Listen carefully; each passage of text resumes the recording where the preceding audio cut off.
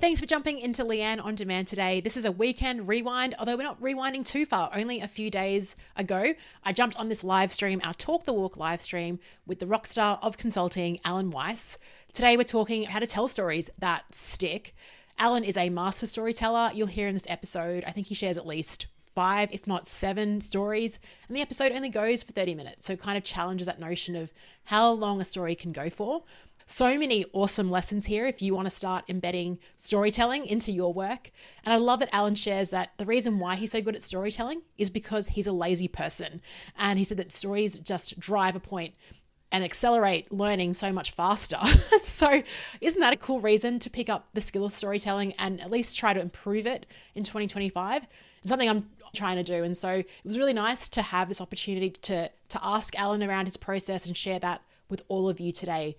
Enjoy this episode and would love to see you on our next Talk the Walk live stream. It's free to join. We stream on LinkedIn and YouTube. The next one's on the 30th of January at 4 p.m. Eastern Time, which is the US, which is the 31st of January, 7 a.m. Brisbane time. So 8 a.m. if you're in Sydney, Melbourne. Amazing. Enjoy this one and happy storytelling. Talk the walk with every sip and laugh. Coffee's the fuel, martini's the craft. Conversation swirling in the cool night air. Talk the walk, we're going somewhere.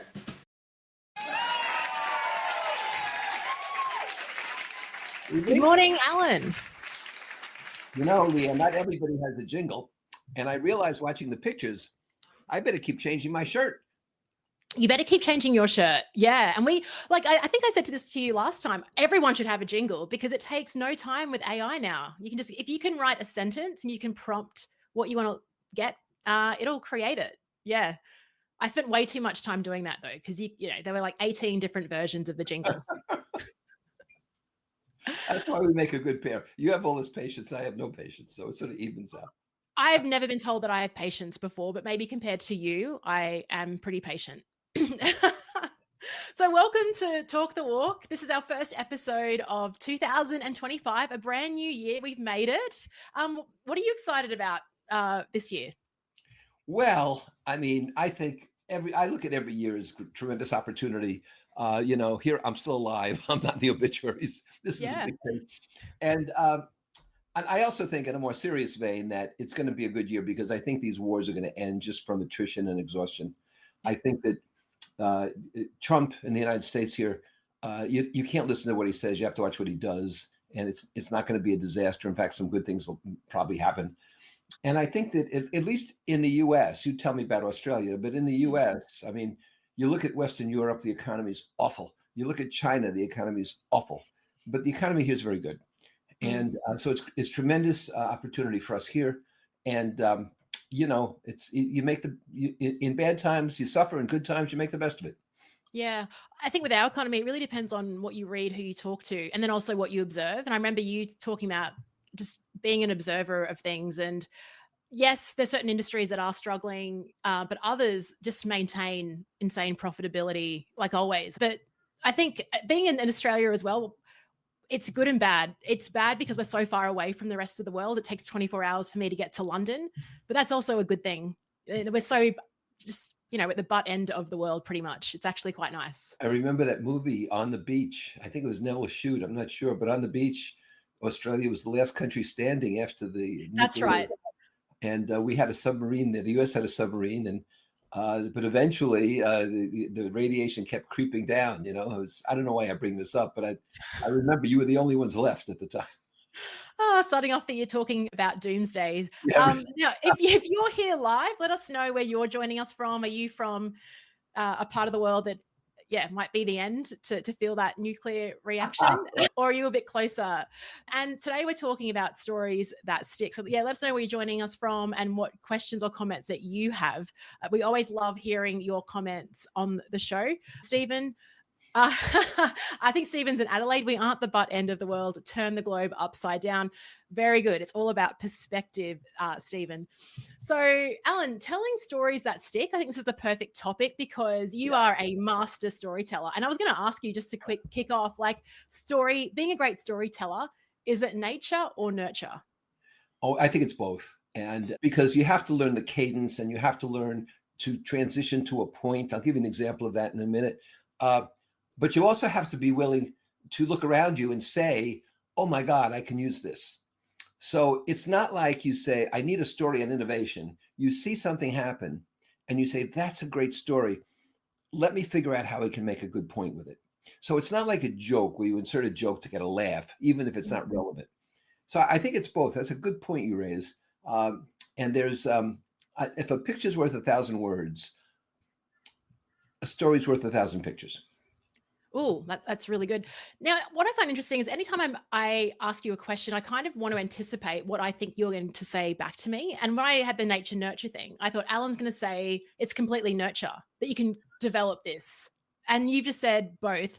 We're going to pause on that for a moment while I welcome people into the show. So Nicole, great to see you. Nicole's a great friend down at Buds Beach. Yeah, just talked to Nicole yesterday. Yeah. Oh, wonderful. Down the Gold Coast. Great to have you here. Sarah is in Melbourne. A lot of Aussies on the call today. So we are at the butt end of the world, but we are prolific in showing up. Sarah's in Melbourne, also a storyteller and keen to hear what Alan has to say. And Sarah, feel free to share your tips and your questions in here. So yeah, you think it's also a bit of nature? Because I do know there's people out there that are just like, you were a born storyteller. Like you know, they need no work. Their stories they're engaging. They know what to say, when to stop. Talk more about the nature side of things. Well, I'm basically lazy, as you know. So telling stories just gets you where you want to go much, much faster. But more than that, people say, I was like that. I was there. That happened to me. And they're engaged. And what you and I do is about trust. So I'm going to give you a quick example. Mm-hmm. I'm downstairs one day watching football on the TV. I have a fireplace on. It was last winter. And midway through the football game, I notice I'm not seeing the screen clearly. And there's smoke coming down from the ceiling light fixtures. Now, I'm an American male watching football. So the question is, do I suffer the smoke till the end of the game? Or do I do something about this? So I decided probably a fire hazard. I look up on the internet, chimney repair. And there are 4 entries for chimney repair, 24 hours a day, right? This was a Sunday. So the first guy says, well, he says, this happens. You get a leak there, he says, and we take down the chimney. I said, really? He said, brick by brick, we label it so it goes up the same way. I said, how much is that? He says, well, it's $15,000. I said, to take it down and put it back up? He said, no, just to take it down. Oh. So I called the second guy, and the second guy, I said, do you take down the chimney? He says, well, we use acoustics. I said, acoustics? This is very modern. What do you do? He says, well, we make sounds, and when the sound changes, we know that that's probably where the leak is. Wow. I said, well, that's great. What if you can't tell right away? He says, well, we take down the chimney. Third guy, he uses an infrared camera. State of the art. I said, how do you do that? We drop it down from the top. He says, this is how you do these things. I said, well, that sounds just what I need. So, well, let me tell you in all candor, he says, we don't always find the leak that way. I said, why not? He says, because it's dark in there. He says, fourth guy is a CCE, a certified chimney expert. And he says, can I ask you some questions? And I said, sure. He said, have you remodeled it all in your house? I said, well, yeah, about a month ago. He said, did that affect the air conditioning and ventilation? I said, yes, it did. I said, my God, this is like the great Kreskin. This guy is brilliant. He says to me, you don't have a leak. He says, you have a pressure problem. And when you remodeled, there's not enough pressure. There's too much pressure in the fireplace. It's causing the smoke to stay in the room. I said, wait a minute. The smoke is coming out of the lights. He says, sir, smoke rises. You're just seeing it in the lights because it's the first time it's visible in the lights. I said, oh, I knew that. Well, this is a very expensive fix. I said, really? How much is it? He says, well, it's custom made at $1,200. I said, how fast can you get here? Yeah. This guy is a chimney expert, but he's a diagnostician. Yes. And he asks the same questions that I ask people when I consult or that a doctor asks a patient. These are critical thinking skills. So no matter what you do, white collar, blue collar, doesn't matter what you do, if you can diagnose quickly, you're going to be more valuable to everyone. And that's why we need to learn from the chimney guy. Yeah, right. So that's an example of something that just happened to you that you've now woven into, remembered, this is a great story. I can bring it in to teach other consultants how to be diagnostic. Is that what you're sort of demonstrating there? That's right. The importance of knowing critical thinking skills and being a diagnostician. And if you look at doctors or plumbers or us, you and I, this is what we do well. Yeah. Amazing. I want to continue on that line of thought. Ian, welcome. Great to have you from the sunny Gold Coast. And Ricky, hello. What a surprise on a Wednesday morning to see both of you on screen. Ricky's one of our, you've been on a few calls, Ricky. It's great to have your big smiling face with us as well. Now, with that story that you told, Alan, you didn't start from problem with the chimney. You gave me some description around, you kind of were a bit, I'm a male watching football. Do I wait for the game to be over? Like that was a bit, you started there. You started the story there. Why there and not, I've had this problem with my chimney. Why not start a bit later on? You want to start a story like you start a novel. It was the best of times, it was the worst of times, right? They called me Ishmael. You think of the great novels, they start with a clever line. So you want to start a story, as a novel, even though it's a true story. The second thing is you want to put in enough detail. Picture a story as a canvas. You want to put enough detail in there to give perspective. All great art needs perspective, light, angles. So you don't want to say, I was watching football, the chimney started to leak. But when you put it there, I was watching a game, people listening say, oh, yeah, that happened to me at the rugby game, or in your case, netball. And so you want to paint in enough detail, not to make the story too long, but to paint people into the picture. And when you get that right, I mean, I've told that story I just told you hundreds of times, right? Yeah. You never change the story. You keep the cadence and the spacing and the stress. You never change it once you know it works. Yeah. And I think, I will ask you this question around what makes a story sticky, but that point around cadence, I think can really throw some people, because I know I've been on the end of someone telling a story and I think, this would have been a good story if you'd compressed it. It goes too long, or they set up the scene, or they bring that narrative and it's too long. Like, it's like, how long's a piece of string? Like, how do you know what length the story should be? Well, it depends on the topic and it depends on the content, but I would tell you this. I have stories that take about 15 seconds to tell, and stories are 2 minutes to tell. The longest story I tell is probably 3 minutes, and it's the longest, but it's very carefully crafted, and it works in certain instances. But normally they're much shorter than that, and that gives you the option when you're speaking to use several stories, because if they're brief enough, you can include several without overwhelming people. I've had feedback I've shared. I've been so into the story that when I actually land the point, I kind of move on, because I've spent so much time on the story, and then I land the point, but I don't really then share like what the real lesson was. How do you transition a story into that learning moment? Well, there are three aspects. The first is there's the setup. And so you say, I was watching football, I was on a boat, I got hit in the head with a golf ball, whatever it is. So there's the setup. Then you tell the story that has a point. There's a point in there, but people aren't sure what it is yet. And then the third part is the transition to the learning point. And so we need diagnostic skills, and here's how we use them, okay? And another story I tell, it's never act on assumptions because they become reality. And it's about a time I thought I was drowning, and I really wasn't. Is that the story where you thought you were drowning, but you just put your feet down and you could stand in the water? I was treading water because I turned the boat over, and I was screaming towards shore, and they finally came out to me, and the guy in the boat jumped in the water and walked over to me. And there's a crowd on the beach, and my wife is staring at the sky. You must have been hyperventilating as well. I'm sure you were panicking. But what I end that story with is perception is reality. If you think you're treading water, if you're treading water, you think the water is deep. And who do you think, therefore, you are in terms of a professional? Because your perception will manifest and inform your behaviors. So good. Look, you've even just brought in a quick story right there. And Richard said, just reflecting on what you shared before, Alan, love that. All great art needs perspective, light, and angles. So it's like really playing off, like, where do you want to go? And how do I give you the opposite of that before we move into that direction? It's almost like setting up a problem and solution rather than just giving the solution immediately. You want to set up like that problem, that frame, before leading everyone into the other one. Well, yeah, you have to get them sort of into the gallery so they can look at the art. But the thing about any piece of art, whether it's spoken or it's visual or even performance art, there has to be a frame, a real frame or a perceived frame, because it's within the frame that you appreciate the art. We were over last time we were in Paris, a year or so ago. We went again to see the Mona Lisa, And what always occurs to me when I see it is if that picture, as beautifully as it's painted, had been framed differently, it wouldn't have the same effect.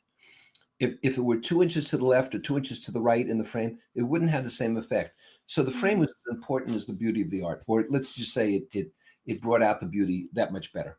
Yeah. So just in that moment, and obviously this hasn't been set up, Richard's just asked this question and you've just given me a reference to the Mona Lisa. What anchored you in? Like, did you read Richard's comment around art and then thought, great, I've got a story about this in Paris and framed? Like, what was your thinking? I used triggers, and the trigger here was the frame. So he said, great art needs perspective, light, and angles, where perspective is created based on your focus, and your focus is guided by the frame. And because otherwise you wander off. And if you look at any piece of art, you'll find the frame defines it. And if you look at somebody, if you or I are up speaking on a stage, we're speaking on a topic and we're setting up a frame, a metaphorical frame of what we're going to be talking about and why it's valuable to the audience. And so it's okay to tell a story or even to ad lib, so long as you stay in the frame. If you tell a story about somebody, drowning in the ocean, or you tell a story about something to do with a completely different topic, people are going to wonder where the hell they are. Yeah.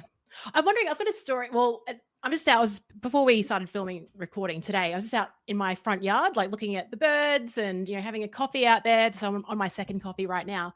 And I was reminded of something that happened. I'm curious how I'd set this story up. So my husband works away 7 days and then he's back for 7 days.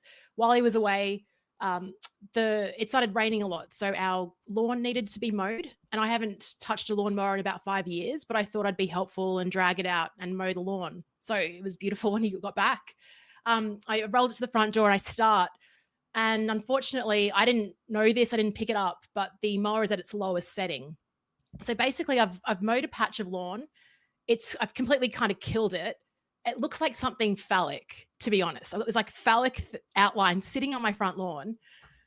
And it's still there, like, because it hasn't grown back yet. And I think there's a few things I could take from this story, but how would you frame that if that was your story, Alan? Where would you start? Well, I probably wouldn't use phallic in front of an audience, but be that as it may. Okay. I think what I would talk about is the fact that just because you have good intentions doesn't mean you'll have a good outcome. Because that's what you really said there. Now, I'll tell you how this triggers things. I'm in Puerto Rico for my son's wedding. We're at a resort, and whenever we're near the ocean, I go down early. I want to be on the beach with the birds, not people. And I look from my hotel window, 8 o'clock, the guys are setting up. I race down, and he says, well, sir, you're very early, but show me where you want to go. I'll bring you a chair. And he says, I'll come back with an umbrella and a table. So I put my gear down, and next to the chair is a crab. And I said, this crab got washed up last night, and the sun's going to come out soon. I got to get the crab out of here. It's going to die, and it's going to sizzle in the sun, fry. And so I'm figuring out how to pick up this crab without getting nipped. And as I bend down, there's a second crab. And so now I'm thinking, can I get both crabs at once, or does it take 2 trips? How big are these crabs? They're about this big. About this big. Oh, wow. Okay. Oh, yeah, pretty big. I was thinking like little hermit ones. All right. And so as I'm bending down, third crab. So now I think it's a crab massacre. These all got washed up and they can't get back. Guy comes with my chair and umbrella and he says, sir, what are you doing? I said, I have to save these crabs. They're going to die. He said, sir, they're sand crabs. They live in burrows in the beach. You put them in the water, they'll drown. I said, no. These are crabs. He said, so step away from the crabs. And what I'm telling you is that no matter how good our intentions are, if we don't have accurate information, we can cause great harm. That's awesome. So your harm was embarrassment. You got this phallic symbol on your lawn. My harm I wouldn't never have forgiven myself if I drowned in 3 crabs. I know. Really cool. I love that. Okay. And I love how you shared the transition there as well. Sarah shares, I also explain the learning when I tell stories in business. But Seth Godin says you shouldn't steal the revelation, let people to work it out themselves. Now, Alan, I know you're peers with Seth, you're friends with him. What do you think about that? Like, should you reveal it for them or let them come to their own conclusion? Seth and I disagree on 2 things. One is tribes versus communities, and this is the other thing. But Seth's a brilliant guy. But I think some people miss the revelation. Some people you have to hit the head with revelation. And if you're dealing with a large group of people, you can't afford for some of them to say, what? And others to say, oh, I get it. Because that sort of becomes disjointing. Now, if you're just talking to somebody at a bar with a drink, let them think about it. And there are a lot of good examples of that. But I think that in a book, you can let them work out the revelation, and Seth writes good books. And 3 pages later, then you can describe it, make sure everybody knows it. I think that's the difference. Yeah. So, and then some things should be self-evident. Here's a quick example. I told you some of my stories in 15 seconds. I'm sitting at our beach house in Nantucket, and it's early in the morning again, and I go out there to write, but I'm watching all the robins land on the lawn because they're pulling worms out of the ground. And I'm saying to myself, well, they say the early bird gets the worm. And then it occurred to me, yeah, but the early worm gets eaten. Mm. So that takes 15 seconds to tell. I think it's self-revealing, but I think if you allow a few seconds after that, people have to start thinking, maybe I shouldn't always try to be first in line. Yeah. Maybe I should wait and see. And if I wanted to go further, I'd point out that Hewlett-Packard, one of my clients over the years, made its living by being the second one to the market. Mm. Yeah, that's right. Good reminder for me as well in terms of like not always having to be the first one and kind of slowing down a bit and waiting someone else to take their turn. This is a really good question from Sarah, because it also, I know in previous conversations we've had when it comes to when you're running a training session, like you always teach the top third of the room as well. Right. So when it comes to stories, it's like, yeah, maybe give them some time, but then like, I like that idea of like hitting them on the head with like, this is what I'm trying to share with you, and then leading into that. Yeah, because I don't want somebody 10 minutes later to say, oh my God, I just got it. Okay. Ricky says Aesop was a great teacher in storytelling. I do love those fables as well. And Richard says, Sarah, I tend to do the Seth Godin method, but read the audience to see if they need me to point out the point. Yeah, that's a really good sort of lesson as well. Like read the room too. Now, what you're good, like we talked about triggers before and sharing the right story at the right time. Like talk more about that. Is it just like sensing that word and then jumping into it? Are there times where you're like, okay, this doesn't need a story, I can just give you the point? Like, what's the balance? Well, yeah, but I think I use triggers for social proof. I use it for stories. I use it for examples. And sometimes all 3 of those things are the same thing. But I find that I don't do research. My books are based on modest investigation, but no research. I use social proof. So you have anecdotal writers like Marshall Goldsmith and me and Seth Godin. And then you have scientific writers like, say, Malcolm Gladwell and so forth. Yeah. But he and Dan Pink and people like this, I know, it takes them forever to get a book out because there's all this research that goes into it. I can write a book quickly because I look for examples to prove my point. So if I'm talking to a client or somebody new or I want to influence them, I'm constantly thinking, what can I make my case with quickly? But all I need is that trigger. And I know how to grab something because these index cards keep flipping over in here. And before we're done, I can tell people how to keep track of their stories for easy use. Yeah. But after you're around a while, as I've been, there are a hell of a lot of stories. Yeah, that's right. I mean, well, I'm like 41 now. I thought I was 40 still. I'm 41 now. I mean, I've got a bucket full of stories, but I can only really recall, like when I need a story, I only think of like, oh, these are the 5 that I've kind of worked up. So talk us through like that index card system that's in your own mind. Is it actually a physical index card system? Like, do you have both? How do you store these? Well, I know a woman she since passed away. Her name was Jeannie Robertson, and we were both in the Speakers Hall of Fame. And she would attend some sessions I was in and vice versa. She was a humorist, and I made her laugh sometimes, which was a great accolade for me to make her laugh. But she taught me how to keep a speaking log. And what it is, I keep it on some software here called FileMaker Pro. You can put it on an Excel sheet. And I put the first 3 or 4 words of a story down. And then I have 3 categories below it. It might be San Francisco, sports, weather, whatever it relates to. And so I could find them quickly. So if I'm speaking in San Francisco, I punch up San Francisco, I have 7 stories. She used this to help her prevent telling the same stories at the same clients because she spoke a lot. But I find that having electronically, it sort of embedded itself in my cerebral cortex or something. Yeah. And so these index cards come up and you say certain words and they trigger it.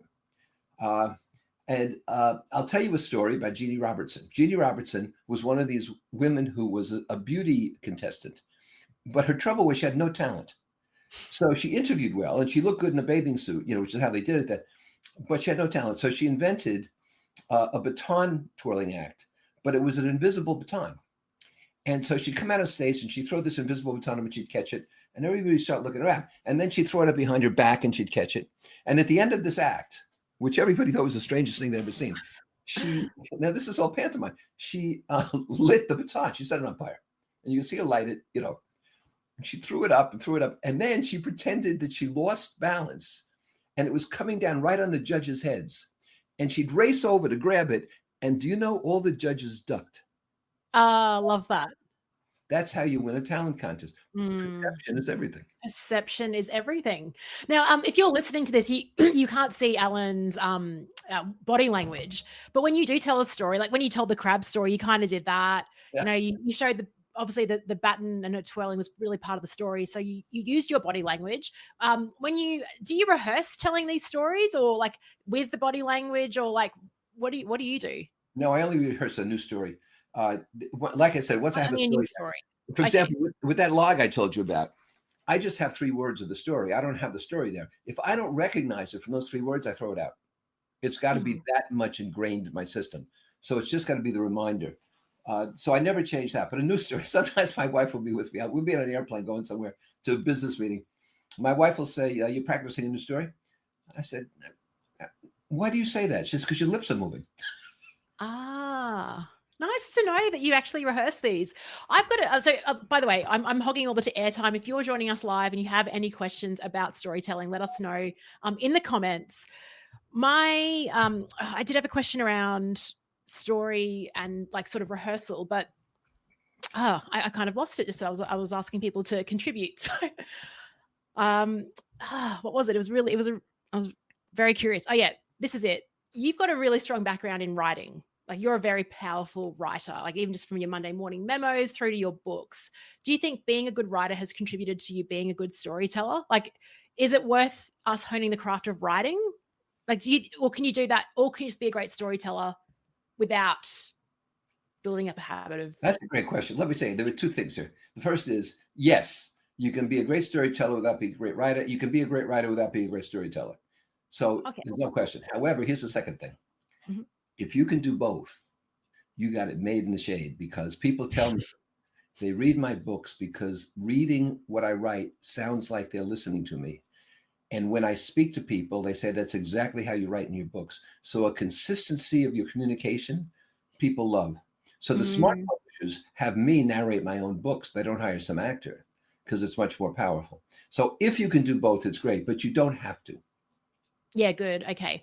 Yeah, and I think that's the biggest compliment I got from my last book, is like, I felt like you were like by my side sort of talking to me. And when I know this is, I don't know what you think about this, because I know it's not your approach, but sometimes like I just get stuck writing. And so I'll just go outside, take my phone and just narrate what I want to write about and just talk it through and then just transcribe that. Because I don't know, sitting down and writing just is not, it's not, doesn't come naturally. Yeah, that's right. Okay. So do you think innately that women or men are better storytellers? I think I would like to say both, but I mean, I'm thinking about my favorite storytellers, they're actually all male. That's terrible. I don't, yeah, but I said that out loud. It's my initial response. I was thinking my favorite storytellers all happen to be men, but you think of somebody like Jerry Seinfeld, who's a great storyteller. Yeah. He's telling stories everybody can relate to. And his stories are clean, they're not obscene or anything. And he's interesting to listen to, because while it seems like the environment he's talking is mundane, like his t-shirt didn't make it through the wash and things like this, he's actually teaching lessons that a lot of us have had to learn. Yeah. And that's why there's so when I was thinking of like, who are my favorite storytellers, what gender are they in that sort of quick 5 seconds? I mean, a guy, Matthew Dix, he is phenomenal. And he just talks about everyday life and what was going on in his mind. And it's super relatable. It's not around the time that he had a near-death experience. It's about just every day. And I think what you're talking about with the index cards, what Matthew Dix shares is a concept of homework for life, where you just, what happened today, and just write it down and store it. Yeah. Do you have a favorite story, Alan? Oh God, I have a lot of favorite stories. I mean, you have like your favorite song, right? It's a hard one to pick. We have time here. Well, look, my wife and I go sailing with this guy who is an expert sailor, and neither one of us know anything about sailing. But sailing is a cult. This is one of my long stories about it. Sailing is a cult. Oh, okay. Yeah. And so, it's aft and it's starboard and it's port and it's all this kind of stuff. So we're in Newport here in the harbor sailing. And he says, look, Alan, you take over the steering here. I am going to go forward and adjust the rigging, he says. I said, okay. So something happens and the boat turns on its side and Ron is hanging from the mast. And my wife, who's got 3 life jackets on, is in the water. She's half immersed. And if you've ever seen like an alligator, where only its eyes and its snout is above the water, all you could see was my wife's face and her breasts. That's it.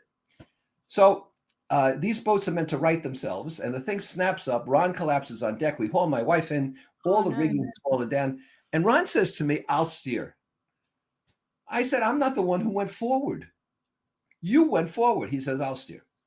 So we go back to the dock. And he says to me, that's our slip. We're going to sail into that. He said, I want you to sail into that slip. I will jump on the dock and make us fast, he says. Another nautical term. So we get to the slip. He says, don't let me down. I got the boat lined up. Sure enough, Ron jumps on the dock. And then a funny thing happened. We passed Ron, And Ron suddenly is running up next to the boat like a crazy person. And he tries to jump in front of it. And the boat creams the dock and it creams him. So my wife and I get out of the boat.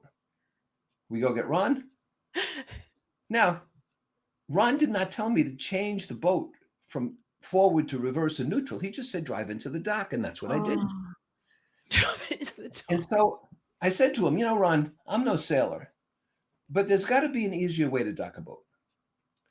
And the fact here is that it's not enough to give people directions when you're an expert and they're not. Yeah. You have to understand where the other person is. Yeah. And so you have to say to them, take it out of forward and put it into neutral and don't go past me. And too many times we assume the other person knows we know. So we're teaching them to ski, or we're teaching them to sell, and we assume they know more than they do. Yeah, I do this a lot, actually. It's like the curse of knowledge. You just assume that, and there's so many assumptions within it. It's really hard to have that beginner mindset, but I think you do that really well by asking questions to help diagnose where that person is. It's all about perspective. That's a great phrase, the curse of knowledge. I like it. But it's all about perspective.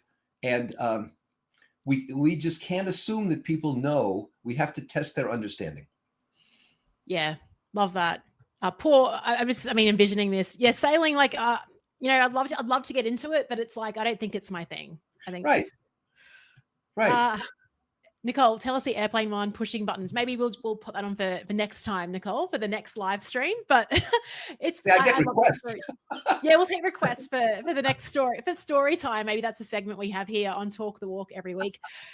Our next live stream is on Thursday, the 30th of Jan, 4 p.m. Eastern time. That's Friday, the 31st of Jan. Yep, at 7 a.m. I just want to share, I'm also doing a daily podcast this year. It's called Leanne on Demand. I don't know if you can see it there. So I've been podcasting for 7 days in a row now. Episode 8 released today. And the replay of Talk the Walk, I'll throw into a weekend episode as well. So how long is that, Leanne? Sorry? How long is Leanne on Demand? My individual episodes are between 5 to 12 minutes every day. And then on the weekend, I'll do like throw this up or an old interview or something up, like a 60-minute thing. Yeah. So it's really fun. I've got my notes full of just ideas for different episodes and things that are coming up too. So you work harder than I do. I just do a minute with Alan. Yeah. I love the minute with Alan, but I think that's inspired me. It's like, oh, you're doing this every single day. And I think it's a good idea because I have all these ideas. Where do I put them? And I think I can put them into this podcast and create something that's kind of helpful for others, hopefully too. Well, you have great natural energy. And so that's going to help you tell any story. Oh, thank you so much. Thank you. And for you that joined us, thanks so much for being here today. We love having your questions and comments on the live stream. Hopefully we get to see you at the next Talk the Walk. Till then, have a good evening, Alan. And have a good morning for you. Thank you.